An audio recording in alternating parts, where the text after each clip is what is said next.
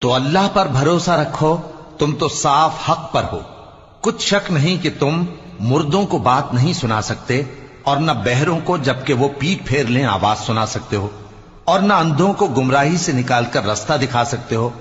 تم تو انہی کو سنا سکتے ہو جو ہماری آیتوں پر ایمان لاتے ہیں، پھر وہ فرما بردار ہو جاتے ہیں۔ اور جب ان کے بارے میں عذاب کا وعدہ پورا ہوگا تو ہم ان کے لیے زمین میں سے ایک جانور نکالیں گے جو ان سے باتیں کرے گا۔ یہ ہم اس لیے کریں گے کہ لوگ ہماری آیتوں پر ایمان نہیں لاتے تھے۔ اور جس روز ہم ہر امت میں سے ایک بڑے گروہ کو جمع کریں گے جو ہماری آیتوں کی تکذیب کرتے تھے، پھر ان کی جماعت بندی کی جائے گی، یہاں تک کہ جب سب آ جائیں گے تو اللہ فرمائے گا کہ کیا تم نے میری آیتوں کو جھٹلا دیا تھا، حالانکہ تم نے اپنے علم سے ان کا احاطہ تو کیا ہی نہ تھا؟ بھلا تم کیا کرتے رہتے تھے؟